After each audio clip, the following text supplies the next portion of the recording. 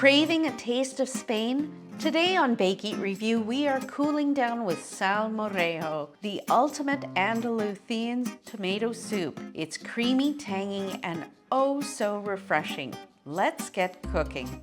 We want to start by blanching the tomatoes, and we do this by cutting an X at one end of the tomato and then covering it in boiling water for about 45 seconds.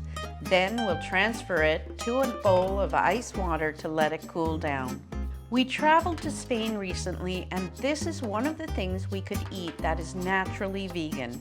Often they dress it with egg and ham, so we'd ask for the soup without the toppings.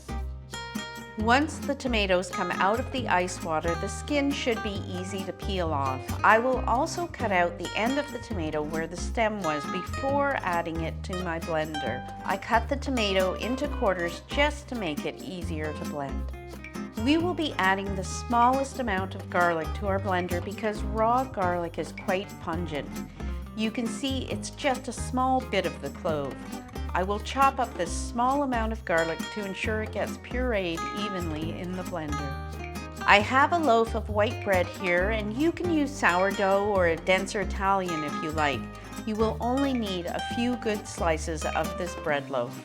I will tear the slices up with my hands and then add water to the dish, letting the bread soak. It doesn't need to soak for a long time, just enough to get the bread soggy. To ensure all the bread gets wet, I will mix it around. Once I feel it's completely soaked, I will squeeze out most of the water from the bread. I only have a few other ingredients to add to the blender. The first is our salt, and the second is the red wine vinegar. The cool thing about the soup is that it thickens with the bread. So I'm going to squeeze out some of this water. And I'm only adding a portion to it, so when I blend it, I can have an idea of how thick it is. And I'm probably gonna do about 2/3 of it because I wanna see how the thickness is in the soup when I blend it before I put in the oil. This consistency looks good to me. Now I will blend it again while slowly adding the olive oil. Now I will transfer the soup to a different bowl and let it chill in the fridge for at least 2 hours. This soup looks amazing. I love the orange color. That's caused by the olive oil. The olive oil, just as you're pouring it into the blender, creates this lovely, beautiful color.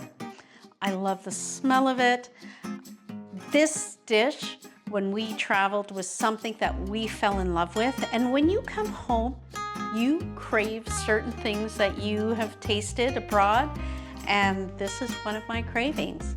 I can't believe that I have been converted to love chilled soups. It hasn't been a thing for me, but this soup is amazing.